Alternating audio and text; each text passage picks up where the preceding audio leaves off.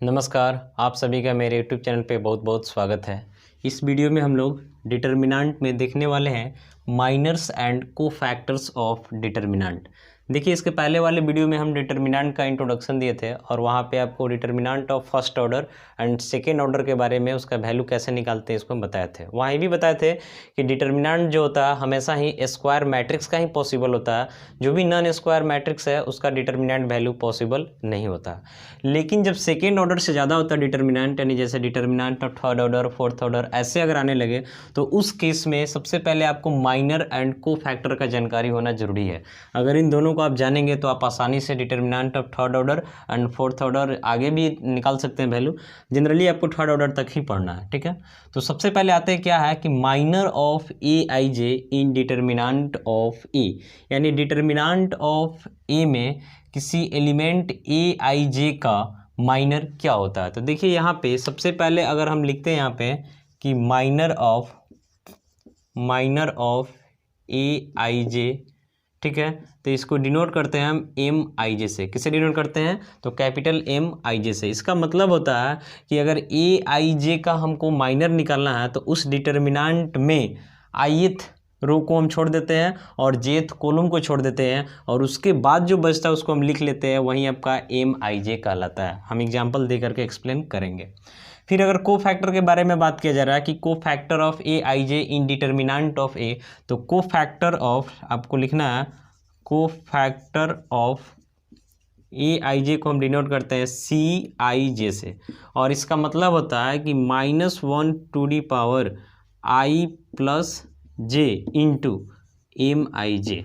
यानी जब आप माइनर निकाल लेंगे तो माइनर निकालने के बाद उसी माइनर के सहायता से इस फॉर्मूला का यूज करके किसको निकालेंगे? तो कोफैक्टर को निकालेंगे।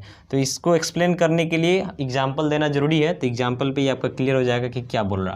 तो क्वेश्चन है कि find the minors and cofactors of the elements of the determinant del equal to delta A11 A12 A13। Determinant का आपका सिंबल है A21 A22 A23 A31 A32 A33। तो देखिए सबसे पहले हम क्या करते हैं, यहाँ पे सपोज कर लेते हैं कि एम आई जे जो है क्या है, तो minor of A i j in determinant, ठीक है, एंड सी आई जे लिखते हैं तो इसका मतलब हो जाएगा कोफैक्टर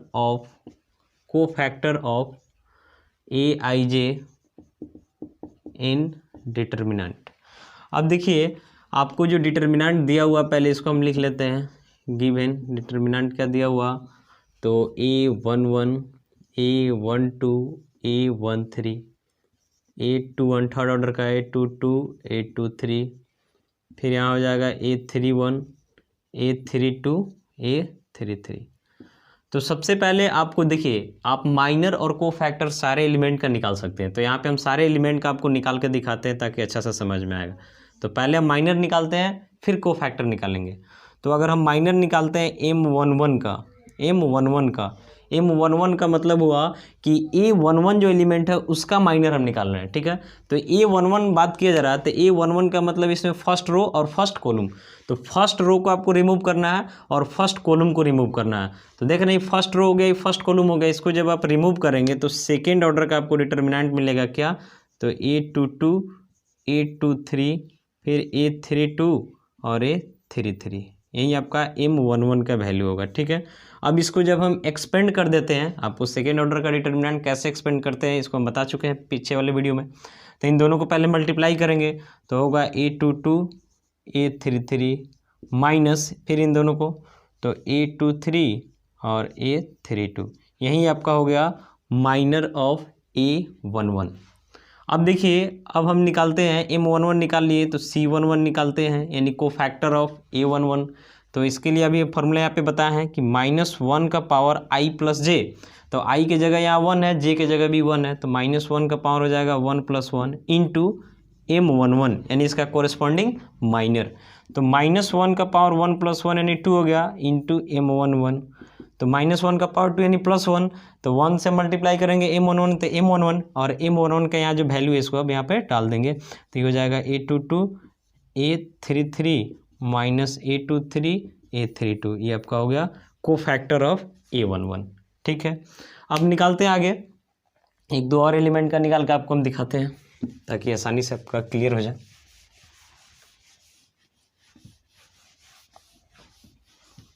इसके बाद हम निकालते हैं A12 का माइनर।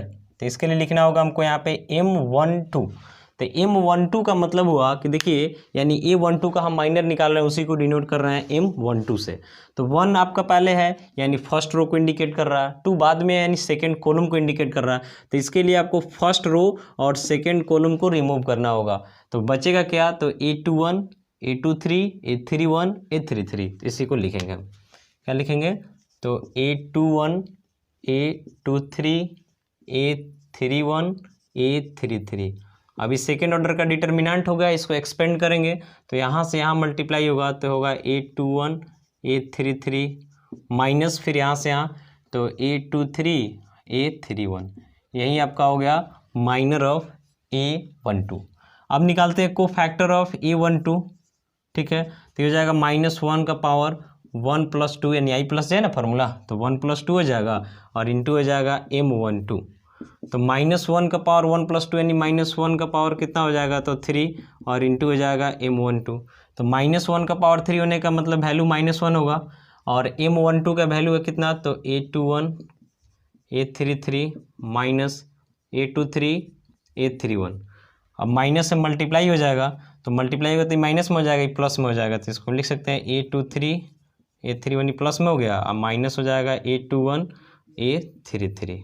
तो यहाँ पे देख लिए कि A12 का माइनर हो गया और ये उसका क्या हो गया, तो कोफैक्टर हो गया। फिर अगर मान लेते हैं आप A13 का माइनर निकालना चाहते हैं, तो इसको हम डिनोट करेंगे किससे, तो M13 से। तो 13 है, इसका मतलब इसके लिए हमको फर्स्ट रो और साथ साथ थर्ड कॉलम को एलिमिनेट करना पड़ेगा, यानी इसको रिमूव करना पड़ेगा। तो क्या होगा, तो A21 A22 A21 A22 फिर होगा यहाँ A31 A32। तो इसको एक्सपेंड करेंगे तो यहाँ से मिलेगा हमको A21 A32 minus A22 A31, minor हो गया।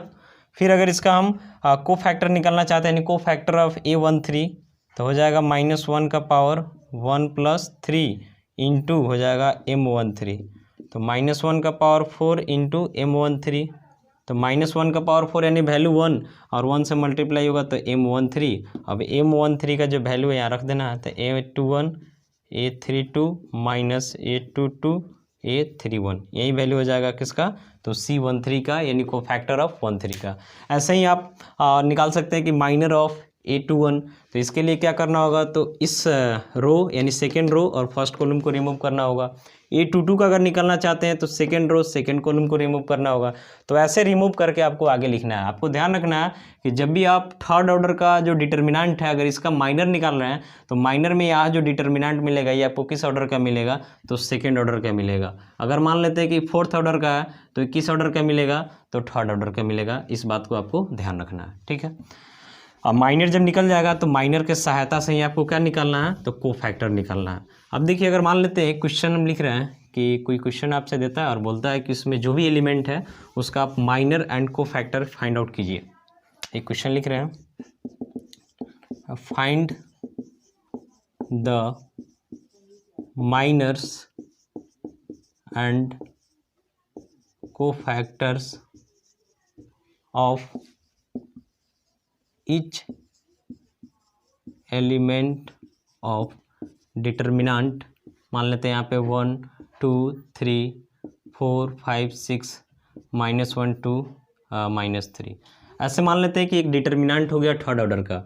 और यहाँ पे हमको बोला जा रहा है कि ईच एलिमेंट का मतलब ये देख रहे हैं, भी एक एलिमेंट है, भी एक एलिमेंट है, भी एक एलिमेंट है, सारा एक एलिमेंट को इंडिकेट कर रहा है, ठीक है।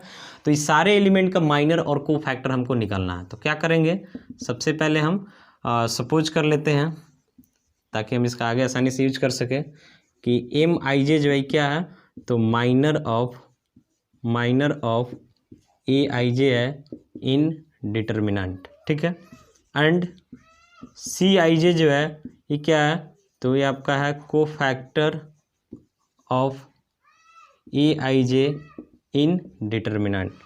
और गिवन में भी आपको दिया हुआ कि डिटर्मिनेंट का जो वैल्यू है कितना, तो 1 2 3 4 5 6 -1 2 -3। अब निकालना है इसमें जितना भी एलिमेंट है इन सब का माइनर निकालना है, कोफैक्टर निकालना है। तो आप समझ चुके हैं कि माइनर और कोफैक्टर कैसे निकालते हैं, तो इसको हम एक एग्जांपल से भी बता दे रहे हैं यहाँ पे। तो सबसे पहले हम निकालते हैं फर्स्ट एलिमेंट का, यानी माइनर ऑफ A11, यानी कि इसको डिनोट किससे करेंगे, तो M11 से। तो क्या होगा देखिए, इसके लिए फर्स्ट रो फर्स्ट कॉलम को हमको रिमूव करना होगा। तो क्या आएगा, तो 5 6 2 -3। अब इसको एक्सपेंड करते हैं, तो 5 से मल्टीप्लाई हो यहाँ, तो -15 माइनस फिर 6 2 जा आपका हो जाएगा 12, दोनों को ऐड कर लेंगे तो हो जाएगा यहाँ से 7 और यहाँ से 2, यानी -27 हो जाएगा। अब इसी से हमको क्या निकालना है, तो C11। तो C11 का मतलब -1 का पावर 1 + 1, तो -1 का पावर 1 + 1 इंटू M11, तो -1 का पावर 2 इंटू M11, तो -1 का पावर 2 का मतलब 1, और इसे मल्टीप्लाई होगा तो M11, तो M11 का वैल्यू कितना है, -27, यानी यहाँ पे माइनर और कोफैक्टर दोनों सेम हो गया। अब निकालते हैं M12। तो M12 निकालने का मतलब हुआ कि आपको फर्स्ट रो और सेकेंड कॉलम को रिमूव करना होगा। फर्स्ट रो सेकेंड कॉलम, तो क्या बचेगा, 4 6 -1 -3, 4 6 -1 -3। एक्सपेंड करते हैं तो 4 3 जाई माइनस में है, तो -12, -6 से -1 में मल्टीप्लाई कीजिएगा तो -6, ये माइनस तो फार्मूला का। अभी हो जाएगा -12 माइनस माइनस +6, ठीक है। तो इससे घटा लेंगे तो वैल्यू आपको कितना मिलेगा, तो -6 मिलेगा, ठीक है। तो निकालते हैं अगर C12 को, तो -1 का पावर 1 + 2 इंटू M12, तो -1 का पावर 3 इंटू M12, तो -1 का पावर 3 का मतलब वैल्यू -1 इंटू हो जाएगा M13, तो -1 और M13 का वैल्यू -6, सॉरी M13 नहीं है, M12 है, तो -6 यानी मल्टीप्लाई होगा तो प्लस में क्या हो जाएगा, तो 6 हो जाएगा। इसके बाद हम निकालते हैं M13। तो M13 का मतलब हुआ कि इसके लिए हमको फर्स्ट रो और थर्ड कॉलम को रिमूव करना होगा। तो बचेगा 4 5 -1 2, 4 5 -1 2। एक्सपेंड करते हैं तो 4 2 जा 8 माइनस, यहाँ हो जाएगा -1 और ये 5 मल्टीप्लाई होगा तो -5, तो 8 + 5 यानी 13 हो जाएगा। तो अगर इसका हम कोफैक्टर निकालते हैं तो -1 का पावर 1 + 3 इंटू M13, तो -1 का पावर यहाँ 4 हो जाएगा, यानी कि 1, और 13 में मल्टीप्लाई M13 में मल्टीप्लाई कीजिएगा तो M13 हो जाएगा। M13 का वैल्यू कितना है, 13, तो 13 हो जाएगा, ठीक है। इस तरीक़े से आप आगे भी वैल्यू फाइंड कर सकते हैं। जैसे M21 निकालना है, M21 तो सेकेंड रो फर्स्ट कॉलम को रिमूव करेंगे, जो डिटर्मिनेंट बचेगा सेकेंड ऑर्डर का उसको एक्सपेंड कर देंगे, और जब उसको एक्सपेंड कर देंगे तो उसी से हम उसका क्या निकालेंगे, तो कोफैक्टर। तो अभी हम 3 एलिमेंट का माइनर और कोफैक्टर निकाले हैं, अभी 6 एलिमेंट का बचा हुआ आप वैसे ही निकाल सकते हैं। तो उम्मीद है कि आपको समझ में आ गया होगा। अगर फोर्थ ऑर्डर का भी डिटर्मिनेंट है और उसके माइनर और कोफैक्टर के बारे में बात कर रहा है तो सेम प्रोसेस चलेगा।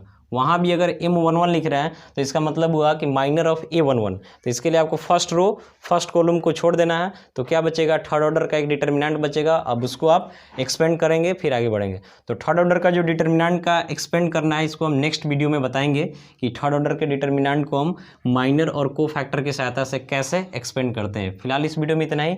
उम्मीद है कि आपको समझ में आ गया होगा। यदि आपको मेरा वीडियो अच्छा लगा तो लाइक और कमेंट करना ना भूलें, पॉसिबल है तो शेयर कर दें। मिलते हैं नेक्स्ट वीडियो में। Thank you.